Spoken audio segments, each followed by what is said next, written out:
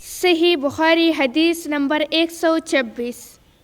حضرت عائشہ رضی اللہ تعالیٰ عنہا تم سے بہت باتیں چھپا کر کہتی تھی، تو کیا تم سے کعبہ کے بارے میں بھی کچھ بیان کیا؟ میں نے کہا ہاں۔ مجھ سے انہوں نے کہا کہ رسول اللہ صلی اللہ علیہ وآلہ وسلم نے ایک مرتبہ ارشاد فرمایا تھا کہ اے عائشہ، اگر تیری قوم دور جاہلیت کے ساتھ قریب نہ ہوتی بلکہ پرانی ہو گئی ہوتی۔ ابن زبیر رضی اللہ تعالیٰ عنہ نے کہا، یعنی زمانہ کفر کے ساتھ قریب نہ ہوتی تو میں کعبہ کو توڑ دیتا اور اس کے لیے 2 دروازے بنا دیتا، ایک دروازے سے لوگ داخل ہوتے اور دوسرے دروازے سے باہر نکلتے۔ بعد میں ابن زبیر نے یہ کام کیا۔ صحیح بخاری حدیث نمبر 128۔ ایک مرتبہ حضرت معاذ بن جبل رسول اللہ صلی اللہ علیہ وآلہ وسلم کے پیچھے سواری پر سوار تھے۔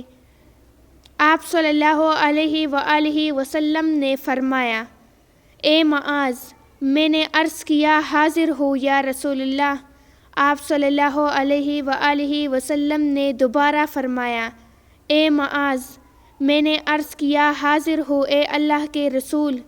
آپ صلی اللہ علیہ وآلہ وسلم نے 12 فرمایا، اے معاذ، میں نے عرض کیا حاضر ہوں اے اللہ کے رسول۔ 3 مرتبہ ایسا ہوا۔ اس کے بعد آپ صلی اللہ علیہ وآلہ وسلم نے فرمایا کہ جو شخص سچے دل سے اس بات کی گواہی دے کہ اللہ کے سوا کوئی معبود نہیں ہے اور محمد صلی اللہ علیہ وآلہ وسلم اللہ کے سچے رسول ہے، اللہ تعالیٰ اس کو دوزخ کی آگ پر حرام کر دیتا ہے۔